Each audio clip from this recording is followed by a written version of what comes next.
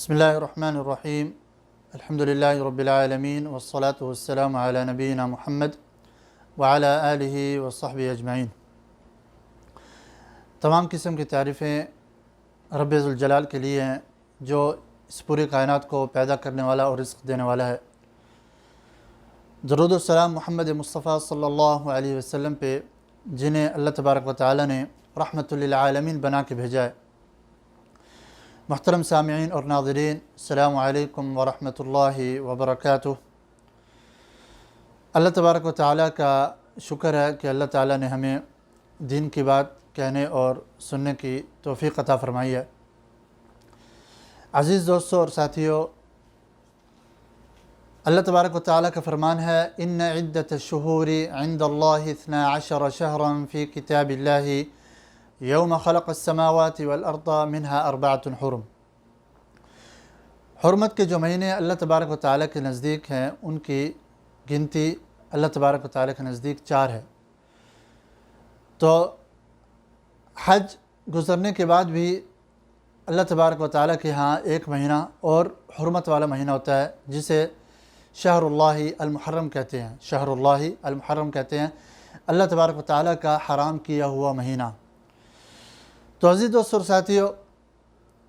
اللہ تبارک و تعالیٰ کا یہ جو مہینہ ہے محرم، اس کی احادیث میں ایک خاص فضیلت آئی ہے۔ ایک تو یہ کہ یہ اللہ تبارک و تعالیٰ کا حرام کیا ہوا مہینہ ہے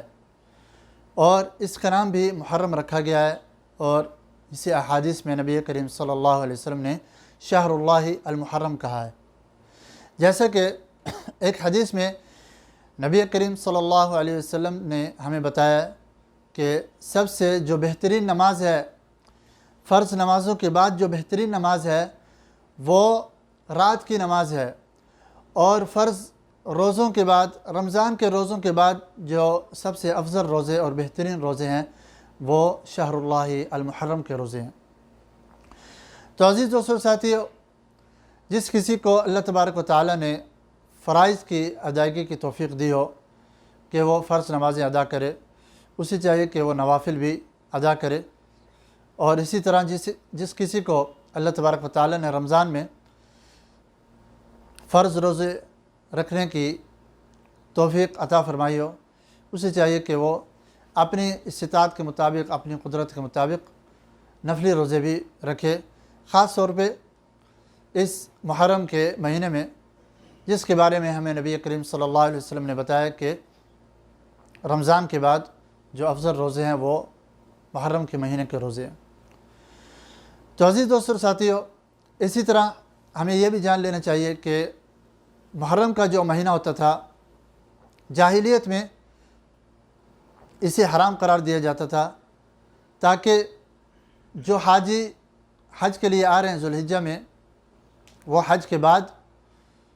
اپنے وطنوں میں آسانی سے اور امن و امان کے ساتھ اپنے اپنے وطنوں میں پہنچ جائیں۔ مگر کبھی کبھی مشرکین مکہ اور جاہلیت میں کبھی کبھی مشرکین عرب کیا کرتے تھے، ان کے درمیان اگر لڑائی بہت زیادہ ہو جاتی تو وہ محرم کی حرمت کو سفر میں لے جاتے تھے، محرم کی حرمت کو سفر میں لے جاتے تھے اور اس کی حرمت میں تاخیر کر دیتے تھے، اور اس تاخیر کو اللہ تبارک و تعالی نے یوں بیان فرمایا ہے، انما النسیء زیادۃ فی الکفر یضل بہ الذین کفروا۔ انما النسیء زیادۃ فی الکفر، حرام اور حرمت والے مہینے کو اس کی تاخیر کر دینا کفر میں زیادتی ہے، کفر اس سے ان کا کفر اور بھی زیادہ ہو جاتا ہے۔ یضل بہ الذین کفروا، جس سے کفار جو ہیں وہ اپنی گمراہی میں اور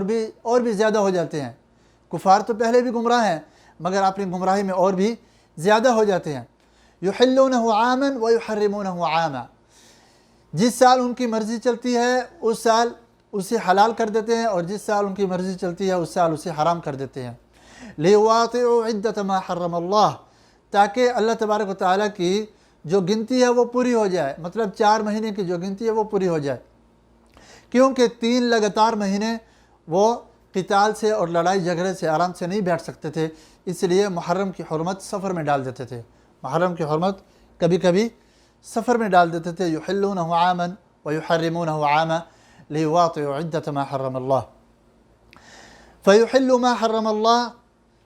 کہ انہوں نے اس چیز کو حلال کر دیا جسے اللہ نے حرام کیا ہے۔ تو عزیز دوستو اور ساتھیو، کہنے کا مطلب یہ ہے کہ محرم کا جو مہینہ ہے، اس مہینے کی حرمت کو مشرکین مکہ بھی اور مشرکین عرب بھی جانتے تھے، اور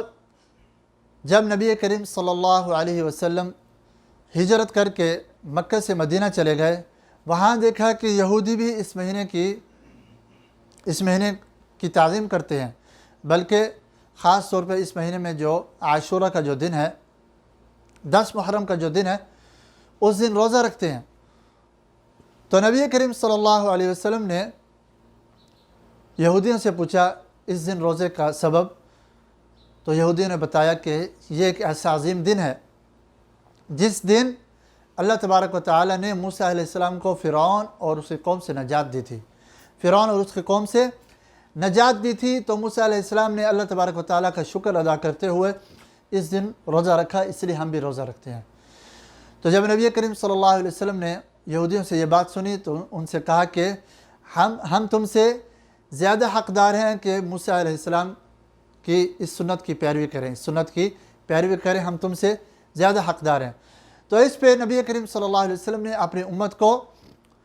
عاشورہ کے دن کا روزہ رکھنے کا حکم دے دیا، اور عاشورہ کا روزہ واجب ہو گیا۔ پھر اس کے بعد جب اگلے سال 2 ہجری میں جب رمضان کے روزے فرض ہوئے، تو نبی کریم صلی اللہ علیہ وسلم نے محرم کے روزے کے بارے میں فرمایا کہ من شاء فلیصم ومن شاء فلیفطر، کہ جس کی مرضی ہو وہ روزہ رکھ لے اور جس کی مرضی ہو وہ چھوڑ دے، افطاری کر دے۔ تو اس کے بعد پہلے تو یہ روزہ فرض ہو گیا تھا، مگر جب رمضان کے روزے فرض ہو گئے تو محرم کے روزے منسوخ ہو گئے ان کی فرضیت، اور ان روزوں کو نبی کریم صلی اللہ علیہ وسلم نے مستحب قرار دیا کیونکہ یہ موسیٰ علیہ السلام کی ایک سنت تھی، تو اس پہ نبی کریم صلی اللہ علیہ وسلم قائم رہے اس سنت پہ۔ کیونکہ نبی کریم صلی اللہ علیہ وسلم جب مدینہ تشریف لائے تو وہ یہ چاہتے تھے کہ زیادہ تر موافقت اہل کتاب کی کریں اور مشرکین کی مخالفت کریں۔ شروع میں اس طرح تھا دین میں، ہماری شریعت میں، مگر جب ہماری یہ شریعت، جب نبی کریم صلی اللہ علیہ وسلم کی جب شریعت مکمل ہو گئی، جب اللہ تبارک و تعالیٰ نے اس دین کو مکمل کرنا چاہا تو اللہ تبارک و تعالیٰ کے حکم سے یہودیوں کی مخالفت ہوئی، یہودیوں کی مخالفت کا حکم ہوا، یہود و نصارہ کی۔ تو نبی کریم صلی اللہ علیہ وسلم نے ہمیں بتایا کہ یہود و نصارہ کی مخالفت کرنی ہے، چاہے ان کی عبادات میں اور چاہے ان کی عادات میں ان سے مخالفت کرنی ہے۔ اس پہ نبی کریم صلی اللہ علیہ وسلم نے آخری سال یہ کہا کہ لئن بقیت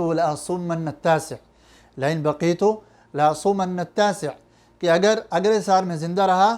تو میں ضرور 10ویں محرم کے ساتھ 9ویں محرم کا بھی روزہ رکھوں گا۔ مگر ایسا ہوا کہ نبی کریم صلی اللہ علیہ وسلم اس سال، اس کے بعد اس حدیث بیان کرنے کے بعد اگلے محرم میں زندہ نہ رہے، بلکہ ان کی وفات ہو گئی۔ تو اس پہ صحابہ کرام نے اس کے بعد 9ویں اور 10ویں دونوں کا روزہ رکھا، اور اس ایک دن کے روزے کے بارے میں، محرم کے روزے کے بارے میں نبی کریم صلی اللہ علیہ وسلم نے اس کا اجر و ثواب بیان کرتے ہوئے اور اس کی فضیلت بیان کرتے ہوئے ہمیں بتایا کہ صیام یوم عاشوراء انی احتسب علی اللہ ان یکفر السنۃ التی قبلہ، کہ عاشورہ کا جو ایک دن کا روزہ ہے، عاشورہ کے ایک دن کا جو روزہ ہے، میں اللہ تبارک و تعالیٰ سے اس بات کی امید کرتا ہوں کہ اللہ تعالیٰ اس ایک روزے سے پچھلے سال کے گناہ معاف فرما دے۔ مگر جو شخص 2 دن کا روزہ رکھ سکتا ہے، 9ویں کا بھی اور 10ویں کا بھی، تو یہ افضل ہے۔ علماء کرام نے کہا کہ یہ افضل ہے تاکہ اس میں یہود و نصارہ کی، یہودیوں کی مخالفت ہو جائے۔ اور جو شخص اپنی استطاعت کے مطابق صرف 1 دن کا روزہ رکھ سکتا ہے تو اس میں کوئی حرج نہیں، علماء کرام کا بیان ہے، اس میں کوئی حرج نہیں۔ اسی طرح عزیز دوستو ساتھیوں، ایک اور مسئلہ بیان کر کے میں اپنی بات ختم کرتا ہوں، وہ یہ ہے کہ محرم کا جو مہینہ ہے وہ اسلامی سال کا پہلا مہینہ ہے، اسلامی سال کا پہلا مہینہ ہے، اور یہ بہت ہی افسوس کی بات ہے کہ ہمارے نوجوان مسلمان، ہماری امت کا جو جوان طبقہ ہے، انہیں اپنے اسلامی مہینوں کے نام یاد نہیں، جبکہ جو عیسوی مہینے ہیں، میلادی ہیں، ان کے نام انہیں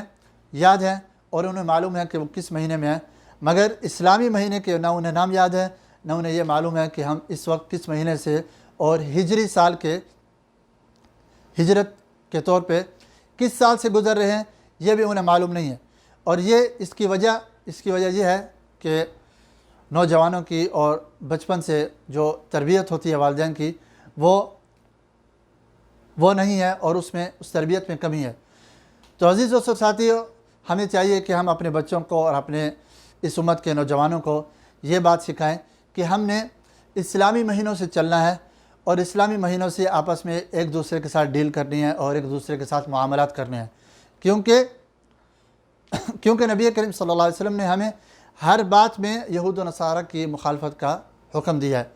اور یہ جو تاریخ ہجری ہے، یہ عمر بن الخطاب رضی اللہ تعالی عنہ کے زمانے میں سے یہ تاریخ چلی تھی۔ انہوں نے کہا تھا کہ تاریخ لکھی جائے تو نبی کریم صلی اللہ علیہ وسلم کی ہجرت سے لکھی جائے، اور ہجرت کا جو ہجری سال کا جو پہلا مہینہ وہ محرم کا مہینہ ہے۔ تو اللہ تبارک و تعالیٰ سے دعا ہے کہ اللہ تعالیٰ ہمیں